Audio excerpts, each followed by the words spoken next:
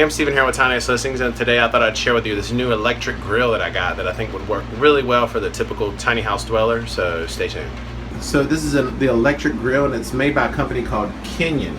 And right off the bat, you can notice that it has a silicon top to it, which I thought was kind of very interesting. I was thinking, how does this thing not burn? But apparently it's very, very heat resistant, and actually the stove will go up to 500 plus degrees inside. I guess you could call it a stove or a grill or whatever, but one thing that's really unique about it is that it actually folds down to where you could stow this away without taking much room. Actually, a lot less room. I don't know what that is.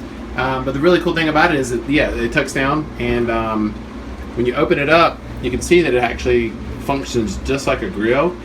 But if you go and look on their website, which I don't have, you can pull this up, and there's actually a griddle to where you can cook just like you would a regular stovetop, whether you want to cook a stir fry or whatever it is that you would typically cook, like I said, like on in a cast iron skillet. Then over here it's got the control knob, low high, typical stuff.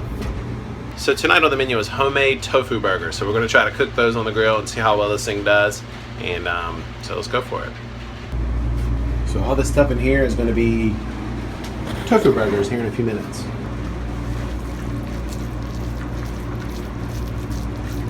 FYI, I'm not sure if you care, but the ingredients of the tofu burger is, let's see, brown rice, tofu, parsley, paprika, garlic, salt, and pepper.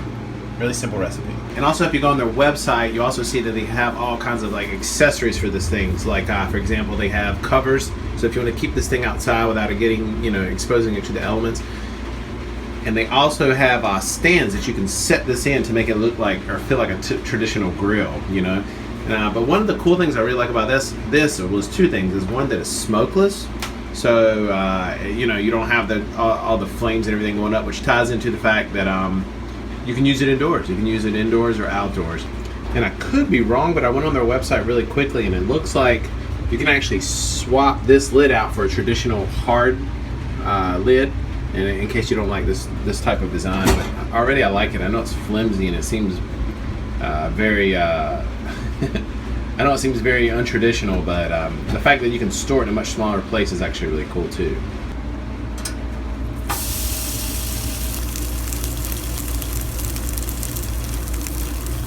So while those are cooking, I thought I'd just yap a little bit. It's really, really interesting since I first become involved with, whoa, got a storm outside. Since I first became involved with tiny houses and the concept of living small, I've been exposed to so many companies and services that have popped up from the concept of living small and affordably and off-grid and alternatively and all those things. So to me, in my mind, that just tells me that in the future, there's going to be or even in the present, there's going to be very few excuses for someone who wants to live small or affordably or debt-free, all those things. There's no shortage of those types of products or services. So right now, if you don't and you want to, it's only an excuse. And to be honest, it's not just the products and services. It's the fact that you can live simply and, most importantly, affordably. There's very few housing options that are more affordable than a tiny house. I know a lot of people say, oh, tiny houses are getting more and more expensive in price. Yeah, the upfront cost is a little steep. But the real savings comes when you live in a tiny house month after month after month that you pay for it. That's when it really, really comes into play.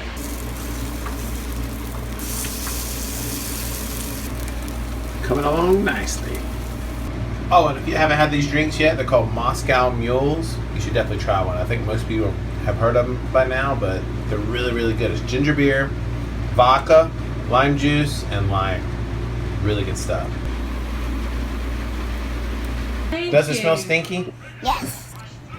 Yes, it does. Even like poop. Mom, are they good? They are amazing. Delicious. All right, so overall, I think I would give the Kenyon electric grill a thumbs up. It's pretty cool.